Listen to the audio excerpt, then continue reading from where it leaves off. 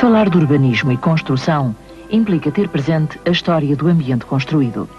Sendo a cidade a forma dominante desse ambiente, vamos, de uma forma sintética e contextualizada à realidade portuguesa, apresentar a evolução de uma cidade. Escolhemos a cidade do Porto.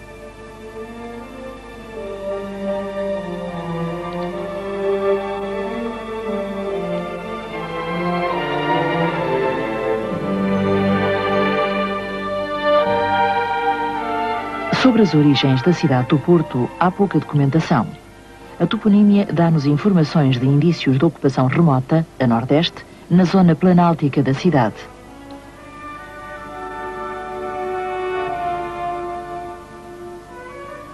Alguns achados arqueológicos testemunham a existência de antigos aglomerados populacionais na zona ribeirinha. Até ao momento, os achados arqueológicos mais consistentes verificam-se na proximidade da Sé. Escavações efetuadas no interior da casa Dom Hugo testemunham a ocupação deste sítio pelo menos desde o século V e IV a.C.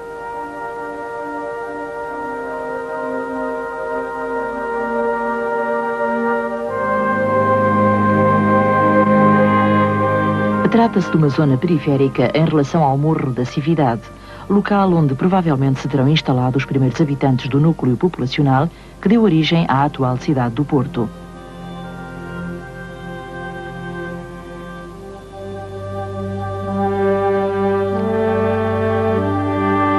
O advento da romanização assinala por todo o Noroeste um processo de reorganização do território.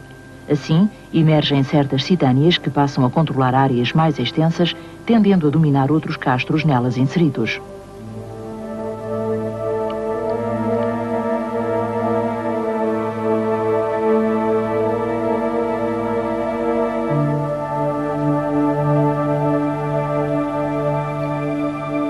Abrem-se durante este período importantes vias estratégicas. A localização junto da via, que ligava Olisipo a Brácara Augusta, contribuiu para a importância dos morros de Pena Ventosa e do Castelo.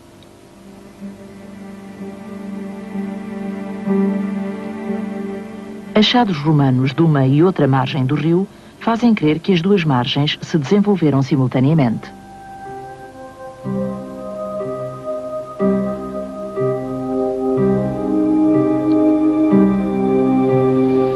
O aparecimento de uma ara votiva dedicada aos lares marinhos faz perceber, no entanto, a condição mista que caracterizará o Porto desde a alta antiguidade até ao século XIX. Cidade fluvial, elo de passagem entre as duas margens, mas que muito cedo começou a olhar para o mar, tornando-se no entreposto para o comércio interior com o estrangeiro. É, no entanto, durante a Idade Média, que a cidade do Porto terá um certo desenvolvimento. Para isso, contribuiu a nomeação de Dom Hugo para o cargo episcopal e a doação que lhe fez Dona Teresa da jurisdição do Burgo e território limítrofe em 1120. Assim, em 1123, a cidade obtinha a sua primeira carta de foral.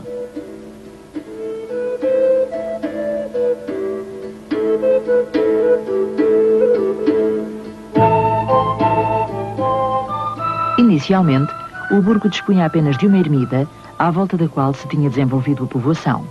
No exterior do pequeno burgo, a paisagem era predominantemente rural. Neste período ter-se-ão reedificado as muralhas da cidade, começando-se a construção da Sé e do Paço do Bispo nos séculos XII e XIII. O casario foi alastrando em direção ao rio. A concessão régia limitava a jurisdição temporal do bispo à margem direita do rio, mas a sua serventia mantinha as populações ribeirinhas de um e de outro lado ligadas a um mesmo destino. É a importância reconhecida do rio que vai estar na origem dos conflitos entre o rei e o bispo pela posse da zona da Ribeira. Exemplo desta disputa é a criação dos mosteiros mendicantes. A Igreja de São Francisco e mais tarde a de São Domingos foram apoiadas por cidadãos devotos, mas indiretamente revelava-se o empenho do rei em minar o poder do bispo.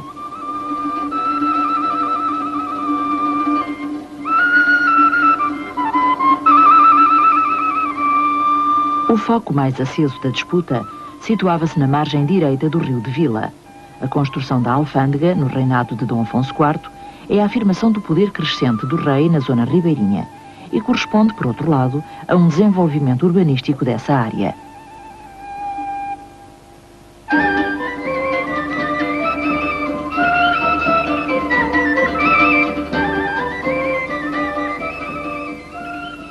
O crescente desenvolvimento da cidade vai implicar a construção de uma nova muralha concluída no reinado de Dom Fernando.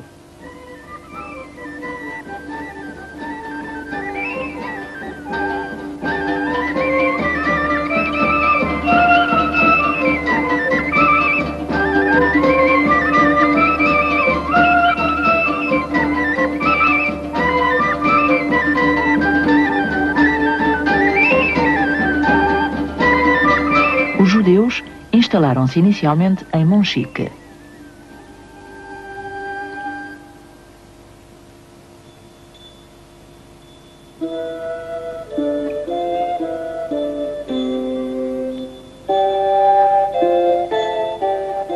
Em 1386, são transferidos, por ordem de Dom João I, para dentro das muralhas. Instalam-se no Morro da Vitória, num terreno cercado com um muro e respectivas portas.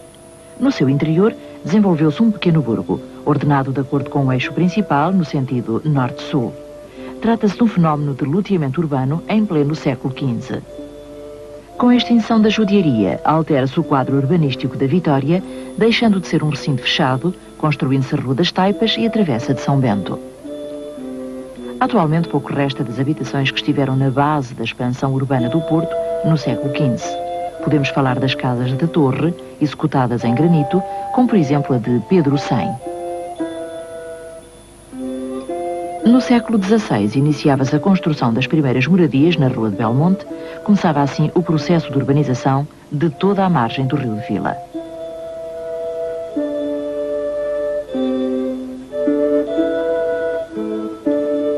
A abertura da Rua das Flores correspondeu à necessidade de escoar os produtos entrados pela alfândega, estabelecendo um eixo de ligação direto com a saída mais acessível para a Estrada do Norte.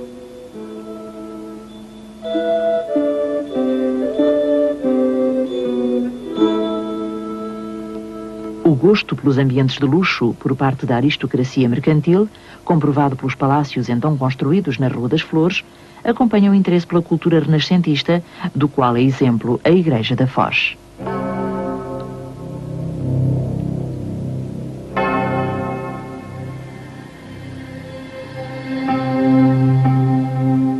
O aparecimento de grandes fundações religiosas e de assistência, como o Convento de São Bento da Ave Maria, o Convento de Monchique, o Convento dos Loios e o Hospital da Misericórdia, testemunham o crescimento urbano. Com o desenvolvimento da atividade marítima e comercial, surgem as primeiras medidas para melhorar a navegação e proteger o acesso fluvial. Surgem assim o Farol do Anjo e a Fortaleza de São João da Foz.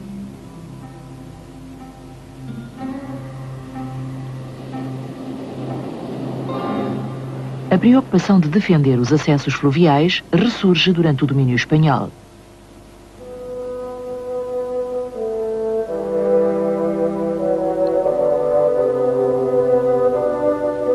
A par destas medidas, surgem movimentos de renovação espiritual que se refletem no quadro da organização urbana, com o estabelecimento de novas ordens religiosas e a construção de grandes conventos, como o de São Bento da Vitória e o de São João Novo.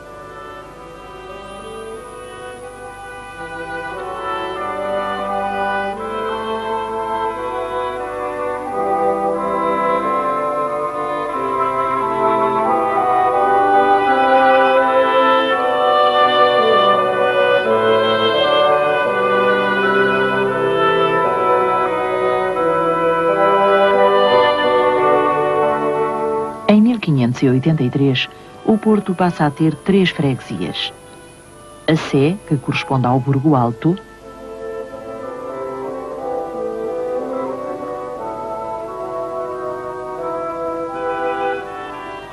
a Vitória, a antiga judiaria,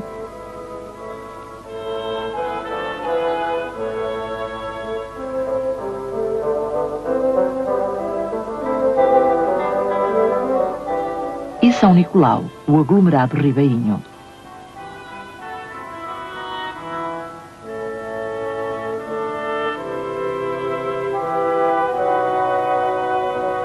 Em 1603, Filipe II ordena a construção da Casa da Relação e Cadeia no Campo dos Olivais, exprimindo a sua política de reorganização do Estado. O reordenamento dos espaços públicos, como as alamedas do Olival, Hortas e Batalha, a par da renovação de calçadas, do abastecimento de água e da melhoria dos cais da costagem, são outros exemplos das medidas de desenvolvimento urbano tomadas durante a época dos Filipes.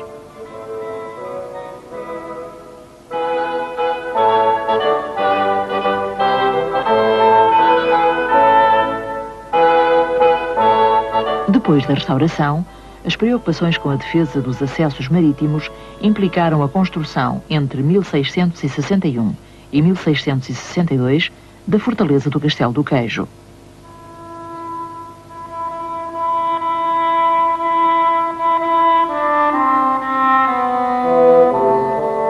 As instituições eclesiásticas continuaram a ter um papel dinamizador, lançando importantes obras de assistência. Na zona ribeirinha, construiu-se a Igreja de São Nicolau.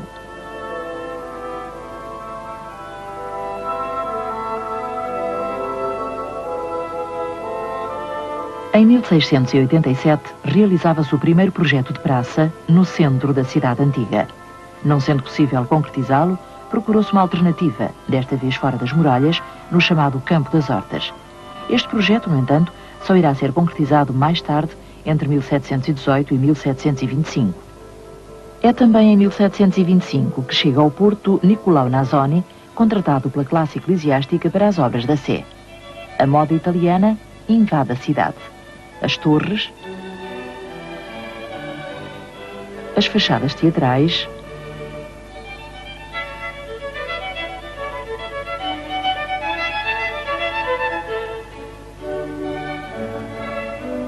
a arte barroca impunha para sempre as suas marcas de monumentalidade na cidade.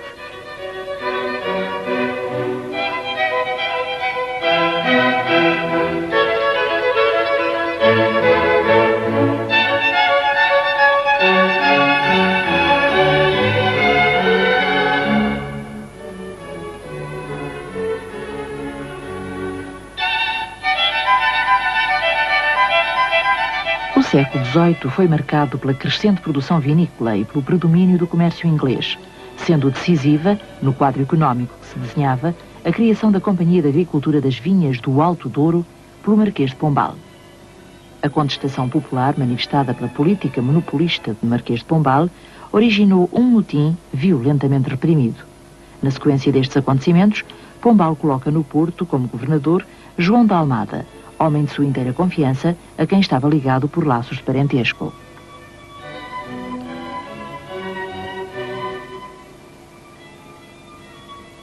Uma das suas primeiras medidas foi a criação da Junta das Obras Públicas, com a intenção de centralizar a orientação do desenvolvimento urbanístico da cidade do Porto. O conceito de interesse público justifica as dificuldades de expropriação, ultrapassando assim as dificuldades sentidas a quando da realização do projeto do Laranjal. A reforma da Praça da Ribeira, a abertura da Rua de São João e a criação da Praça de São Roque obedecem à tentativa de regular e criar eixos de escoamento e proceder à sua articulação transversal. Com este objetivo, e seguindo as orientações de algumas antigas vias de ligação interregional, são definidos os eixos para norte, coincidindo com as ruas de Santa Catarina, Almada e Sedufeita.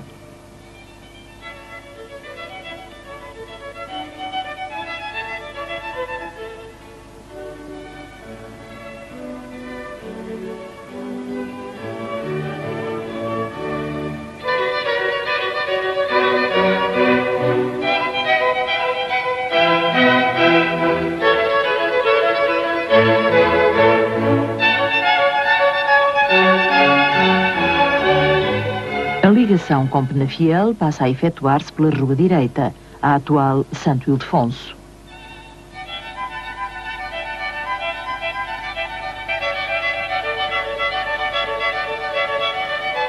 E a ligação para Matosinhos fazia-se através da Rua dos Quartéis, a atual Dom Manuel II.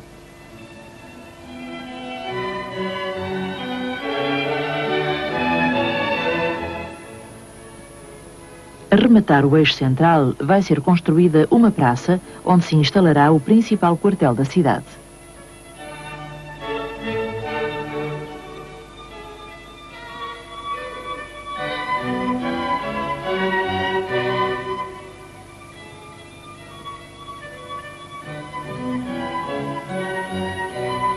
Desta praça parte a Rua da Boa Vista. Estava desta forma apontada a direção para o mar.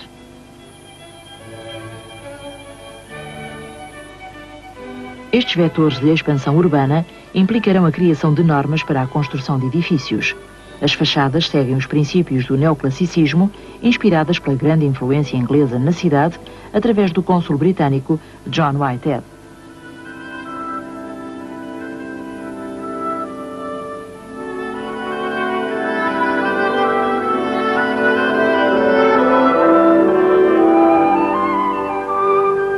É, aliás, o próprio Whitehead que irá estabelecer os contactos com o arquiteto responsável pelo Hospital de Santo António, John Carr. Nesta época surgem numerosos edifícios civis, a nova cadeia da relação,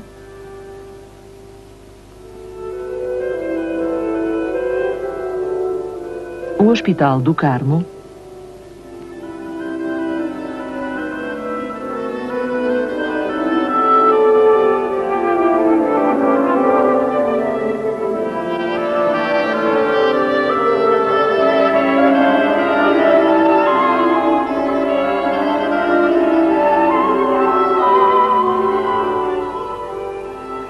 a Casa Pia,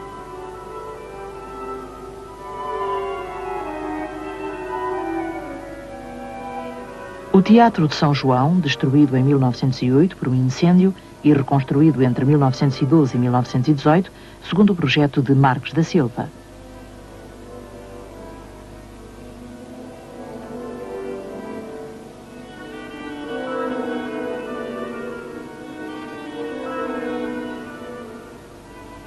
Também fizeram parte da concepção almadina da cidade os jardins concebidos como varandas para o Rio Douro.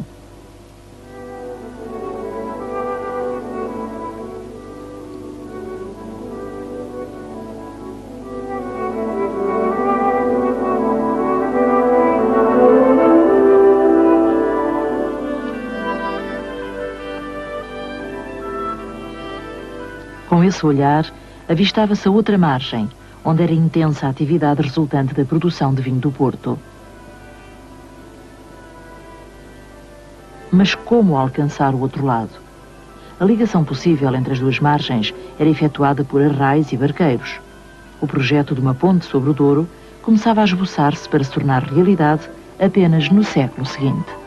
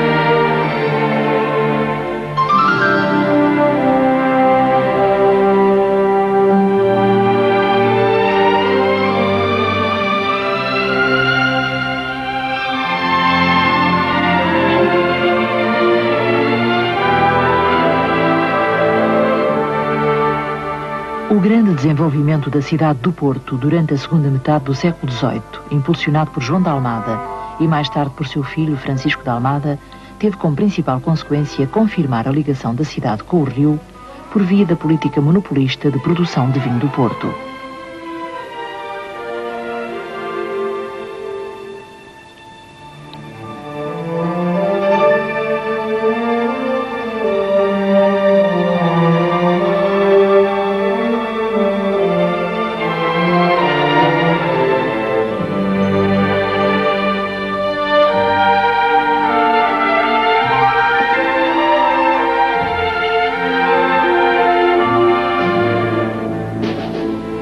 As lutas liberais, em especial o Cerco do Porto, entre 1832 e 1833, que culminaria com a vitória de Dom Pedro IV e o triunfo do liberalismo, irão alterar significativamente as linhas de orientação de desenvolvimento da cidade.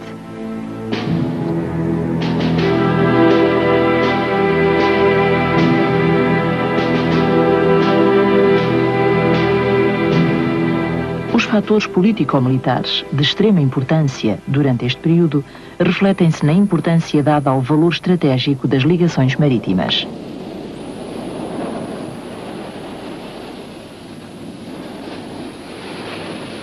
Exemplo desta nova orientação é também a evolução do regime alfandegário, que se exprime na multiplicação de postos alfandegários, formando uma muralha exclusivamente económica que vai incluir as áreas mais densamente povoadas e demarcar os limites da cidade.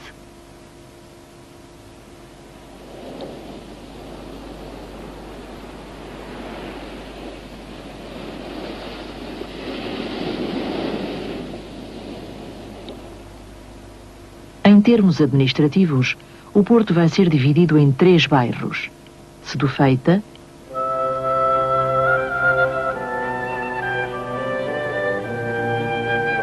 Santa Catarina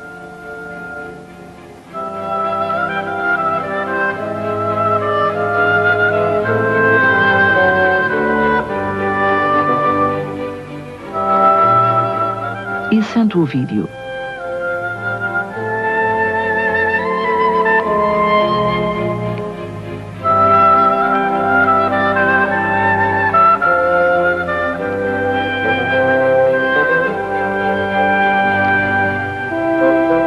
Curiosamente, esta divisão apoia-se nos eixos orientadores do Plano dos Almadas.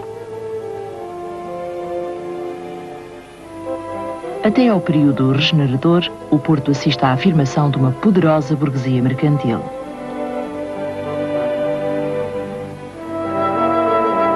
Exemplo da nova situação económica e social é o aparecimento da Associação Comercial do Porto, que conduzirá à construção do Palácio da Bolsa e à urbanização da área localizada nas antigas cercas de São Francisco e de São Domingos.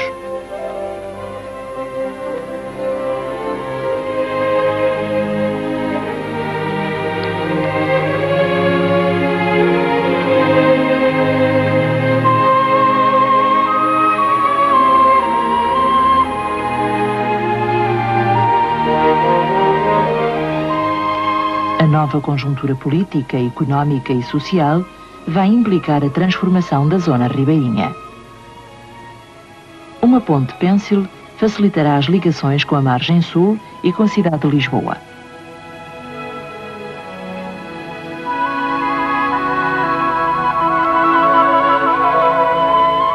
Surgem novos arruamentos.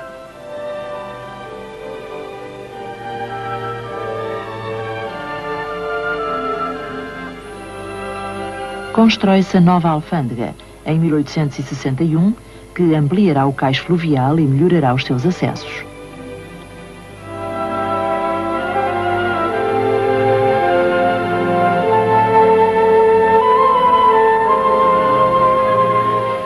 O abastecimento de géneros será outra das preocupações do novo regime. Surgem assim mercados como o do Anjo, o do Bolhão, melhorando-se as condições higiênicas do mercado da Ribeira.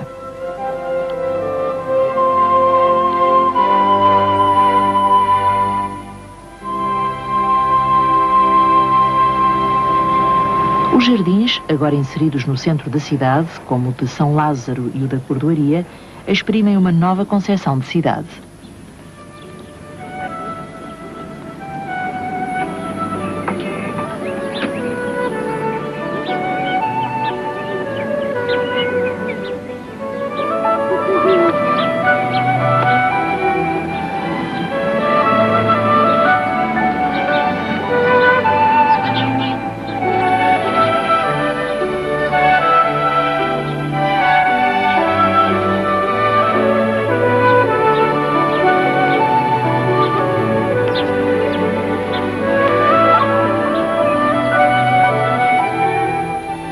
regeneração, o Porto vive um período de franco desenvolvimento, comprovado pelo aumento populacional.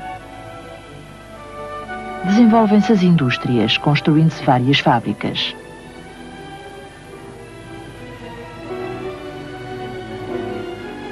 Consequentemente, surgem soluções habitacionais para a classe operária, as ilhas, no interior de quarteirões densamente ocupados por pequenas habitações que se desenvolvem por trás dos prédios da pequena e média burguesia.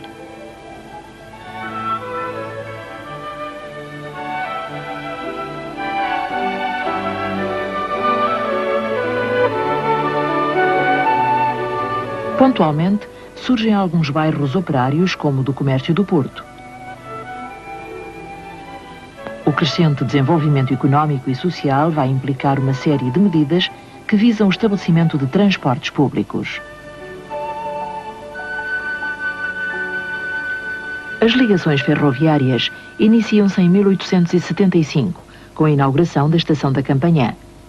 Em 1877, é construída a ponte Dona Maria Pia, de Gustavo Eiffel, e em 1885, a ponte Dom Luís, ligando o Porto a Vila Nova.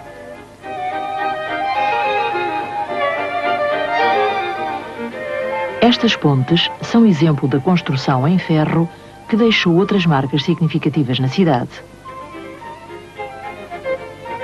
como o Mercado Ferreira Borges, construído em 1884, e o Palácio de Cristal, cuja inauguração coincidia com a grande exposição internacional, celebrando assim uma época de crescente prosperidade económica.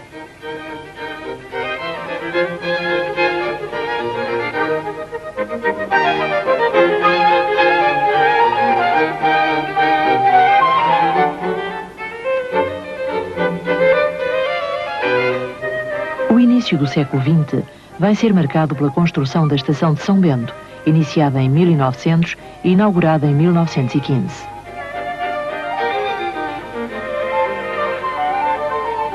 Da autoria do arquiteto Marques da Silva, esta estação, erigida no local do antigo convento de São Bento da Ave Maria, fixa definitivamente nesta área o centro da cidade, ideia já anteriormente esboçada no século XVIII.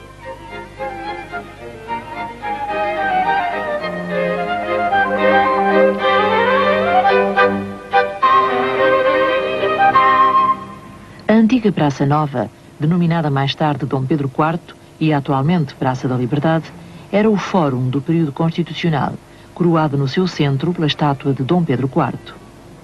Local vital do tráfego rodoviário da cidade, nesta praça concentram-se importantes estabelecimentos comerciais, lojas e cafés, sobressaindo o edifício das Cardosas. Do lado norte da praça, desenvolve-se a Avenida dos Aliados. No extremo norte da avenida, sobressai o edifício dos Passos do Concelho, onde funciona a Câmara Municipal do Porto.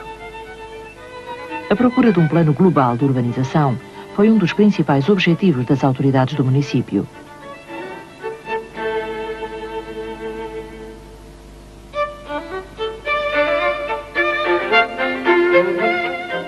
Por iniciativa de Duarte Pacheco, ministro das Obras Públicas na década de 30, desenvolveu-se uma ação generalizadora de planificação urbanística, tendo sido contratado como consultor para a cidade, Piacentini, arquiteto oficial de Mussolini.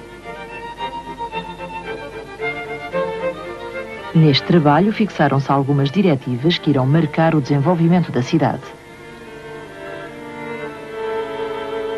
Criação de uma ligação para sul, concretizada pela construção da Ponte da Rábida em 1963. Prolongamento da Rua da Constituição até Francos. Ligação a partir da Praça do Império à Rua do Campo Alegre.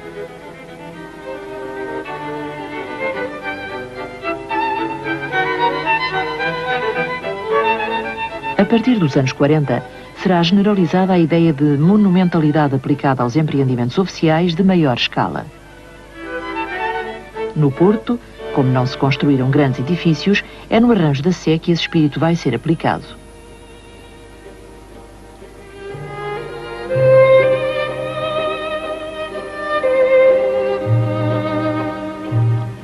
Demoliram-se as construções envolventes da Sé para dar origem a um vasto terreiro lajeado, limitado por balaustrada de granito, conferindo uma maior monumentalidade ao edifício.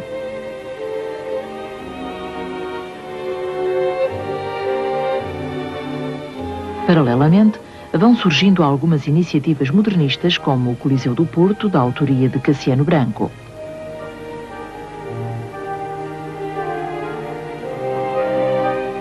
Viana de Lima projeta em 1939 a Casa da Rua de Honório de Lima, fora do receituário estabelecido. Arménio Losa projeta na década de 40 um prédio na Avenida da Boa Vista. O arquiteto Rogério de Azevedo projeta o edifício do Comércio do Porto na Avenida dos Aliados.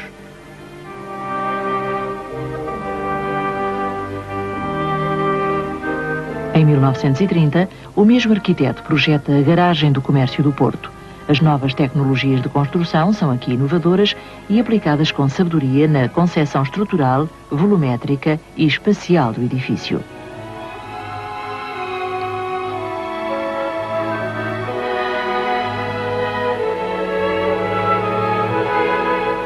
O edifício Rialto, também de Rogério de Azevedo, na Praça Dom João I, é uma proposta com sentido inovador na cidade, pela sua concepção em altura e pela relação que estabelece com o espaço público ao nível da rua.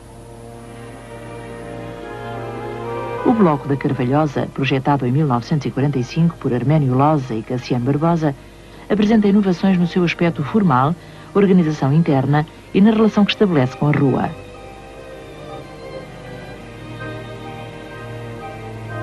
Ainda dos mesmos autores, é o edifício que resolve o cunhal entre a Rua de Ceuta e a da Picaria. Trata-se de um edifício dos anos 50 para escritórios, em que o volume mais recuado cola-se ao prédio existente e penetra no volume mais avançado pelo prolongamento do segundo piso.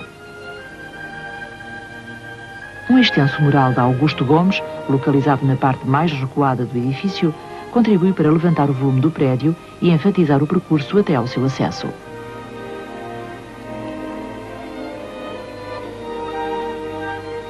O corpo mais saliente é assinalado com uma grelha, formando um quebra-luzes. A regularidade da sua modulação será livremente interrompida no segundo piso. Também de Arménio Losa e Cassiano Barbosa é de salientar ainda o edifício Sá da Bandeira, onde é evidente a influência do estilo internacional. Outro exemplo do estilo internacional é o Cinema Batalha, situado na praça com o mesmo nome, da autoria de Artur Andrade.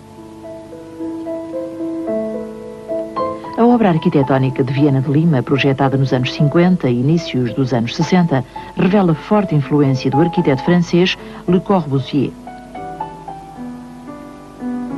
A casa de Maria Borges, na Foz, é fortemente marcada pela linguagem de Le Corbusier, apresentando grandes envidraçados, estruturas independentes dos paramentos, grandes terraços e coberturas planas.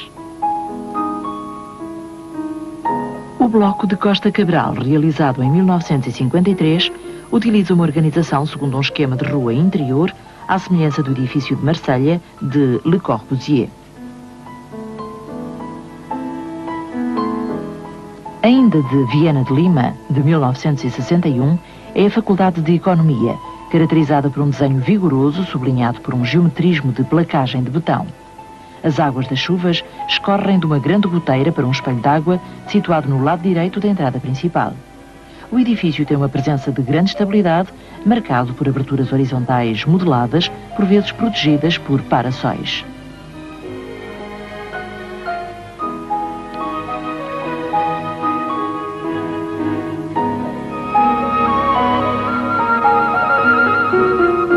Carlos Loureiro, com obra significativa na cidade do Porto, projetou o edifício Parnaso em 1954. O edifício distancia-se do alinhamento estabelecido para a rua principal, permitindo melhores condições de iluminação e mantendo parte das árvores existentes no terreno. É constituído por 2 volumes distintos ligados por uma caixa de escada totalmente envidraçada.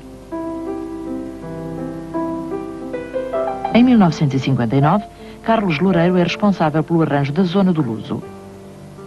Estes edifícios são caracterizados por planta de traçado irregular e percursos abrigados em pórticos, tratamento de aberturas em longas tiras verticais, recuperação do azulejo como revestimento de grande valor plástico, coroamento das torres com uma plativanda revestida à telha.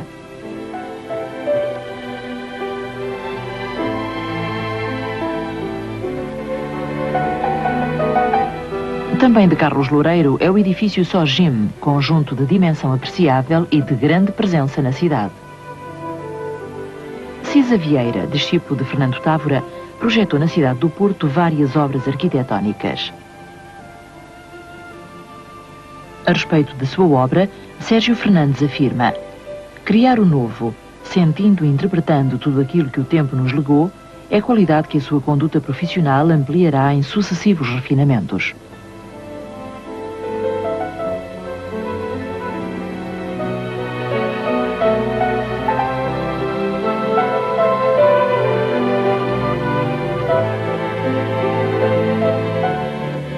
Na Casa de Chá da Boa Nova, projetada em 1958, os volumes integram-se de forma natural no maciço rochoso, sem que, no entanto, nele se diluam. Dentro do edifício, voltará a ver-se a paisagem, sendo as zonas de permanência do público dirigidas para o mar, normalmente violento, em oposição a uma sensação de abrigo dada pelo interior.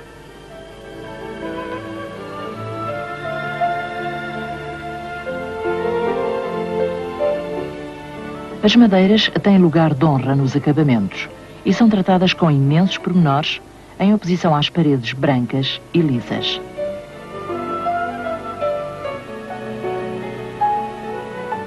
Na Casa da Avenida dos Combatentes, de 1967, Cisa Vieira retoma uma linguagem de cariz racionalista em que a geometrização controla todos os espaços e onde o emprego do botão aparente é abundante.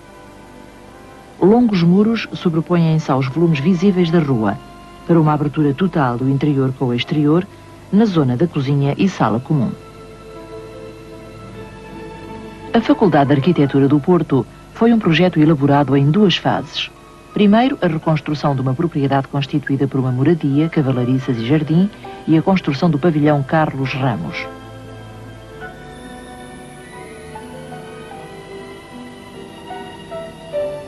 A segunda corresponde aos pavilhões da Faculdade de Arquitetura propriamente dita. São dois espaços contínuos, em que o primeiro é cercado por um muro e o segundo não tem limite material.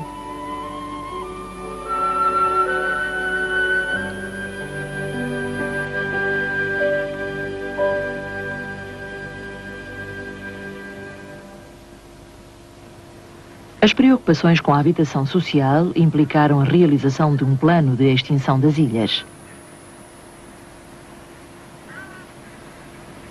O bairro de Ramalde surgiu na sequência dessas preocupações. Dos princípios dos anos 50, este bairro de habitação social é constituído por edifícios com a mesma volumetria, revelando grande preocupação com os aspectos funcionais.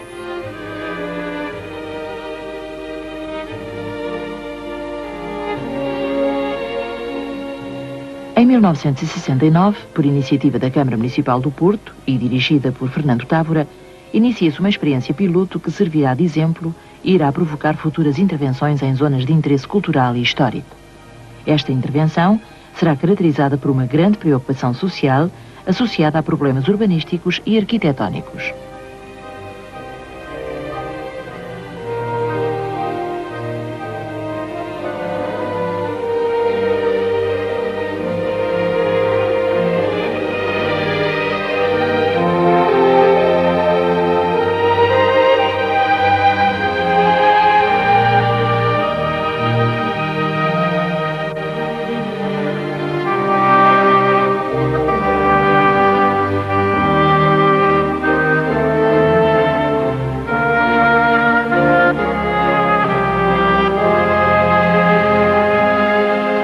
O processo SAAL, criado depois do 25 de Abril, constou de uma série de intervenções estatais com o objetivo de minorar problemas graves de carência habitacional.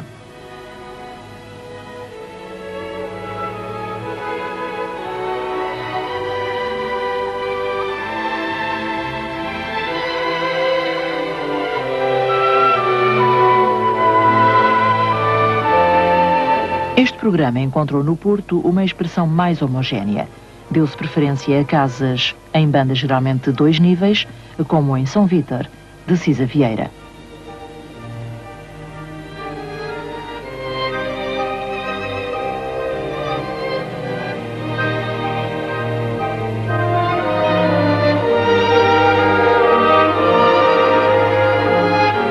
falta de habitação, quer para aluguer, quer para venda, principalmente para a classe média, faz surgir as cooperativas de habitação, como a de Correia Fernandes.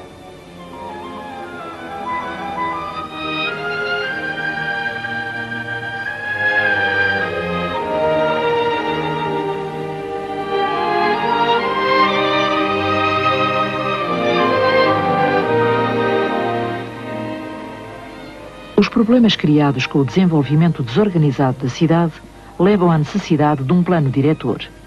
A partir de 1978, inicia-se o estudo para o atual plano diretor, cujo regulamento foi aprovado em 1993. O plano diretor define as linhas mestras das vias de comunicação, da rede viária fundamental e do sistema viário central. Estabelece também orientações para proteger e renovar o património natural e edificado.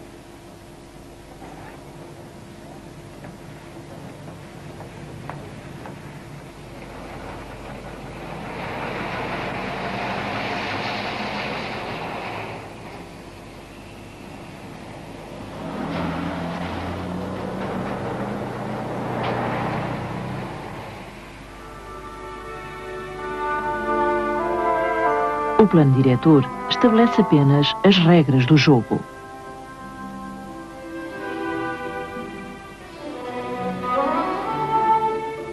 Os cidadãos poderão contribuir com os seus saberes, atentos às mudanças, mas críticos em relação ao efêmero e à especulação, respeitando o património cultural e natural e introduzindo, com sabedoria, a inovação no cotidiano.